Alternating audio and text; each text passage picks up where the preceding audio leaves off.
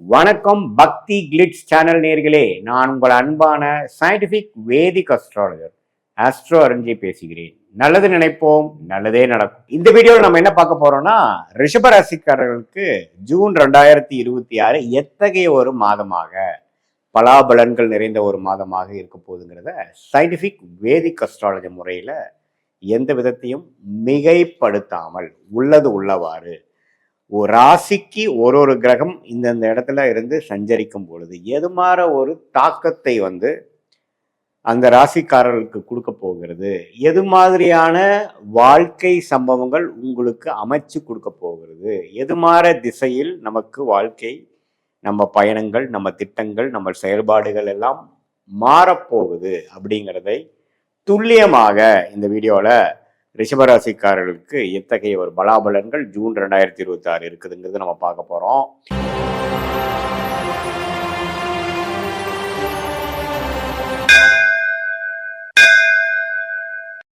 இப்ப பாருங்க, ஜூன் 2ஆம் தேதியே குரு பயிற்சி ஆகிறார்.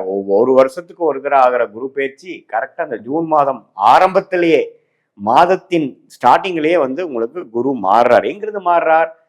ரிஷபராசிக்கு 2ஆம் இடத்தில் இருக்கக்கூடிய குரு 3ஆம் இடத்துக்கு மாறும் பொழுது என்னென்ன மாற்றங்கள் வருதுன்னா, அவருடைய 5ஆம் பார்வை 7ஆம் இடத்தில் விழுகிறார். அவருடைய 7ஆம் பார்வை 9, 11. 7, 9, 11 விழுகிற அந்த உச்ச குருவின் திருஷ்டி, அந்த பார்வை அருமையான ஒரு பார்வை.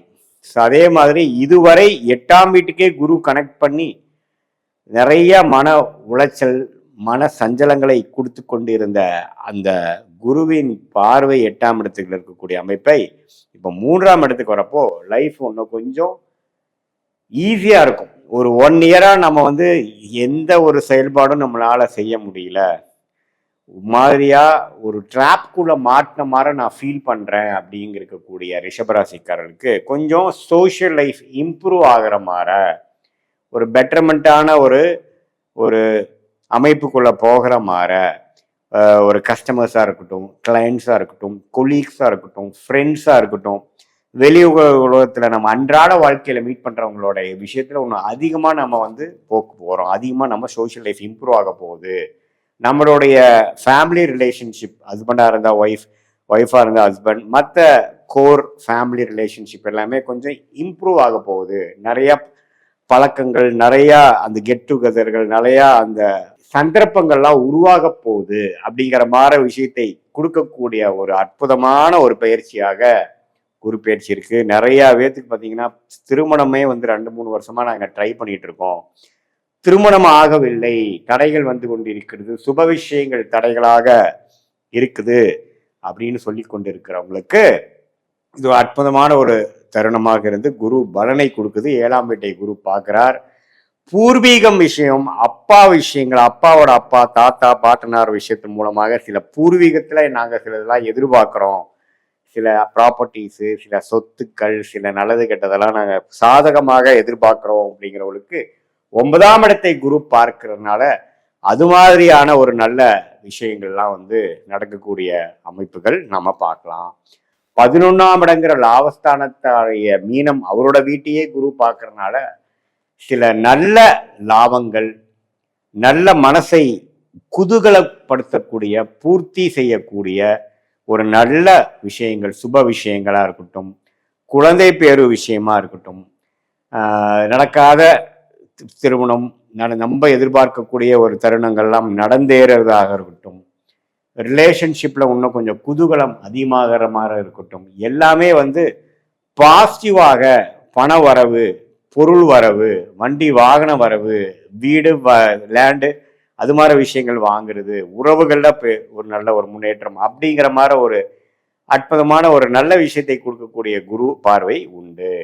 அதே சமயத்துல ராசி அதிபதியாகிய சுக்கிரனே பாருங்க, சுக்கிரனோட வீட்டிலேயே ராசிக்குள்ளேயே இருந்து அதுக்கப்புறம் 2ஆம் இடத்துல இருக்கிறார், அப்புறம் 3ஆம் இடத்துக்கு போறார். சுக்கிரனோட சஞ்சாரமும் அற்புதமாக இருக்கிறது. ராசி அதிபதியே எந்த விதத்திலும் செவ்வாயால் பாதிக்கப்படாமல், சனியால் பாதிக்கப்படாமல், புதன் குருவால் சேர்ந்து இருக்கக்கூடிய தருணங்கள் பல நாட்கள் இருக்கிறதுனால நல்லாவே மனசு சந்தோஷமாகவும், நல்ல ஒரு மாற்றங்கள் வாழ்க்கையில கடந்த ஒரு வருஷமாக சில விஷயத்தை எதிர்பார்த்து நடக்காமல் போய் கொண்டிருக்கக்கூடியவர்களுக்கு கொஞ்சம் நம்ம நினைச்சதெல்லாம் கொஞ்சம் நடக்குது, திடீர்னு சில பிரேக் த்ரூஸ் வருது, நம்ம எதிர்பார்க்கக்கூடிய ரெகக்னிஷன், எதிர்பார்க்கக்கூடிய மாற்றங்கள், எதிர்பார்க்கக்கூடிய பணவரவுகள், எதிர்பார்க்கக்கூடிய ப்ரொமோஷன் இதெல்லாமே நமக்கு கிடைக்குதுங்கிற மாதிரி ஒரு நல்ல அமைப்பை கொடுக்கக்கூடியதாக இருக்கிறது.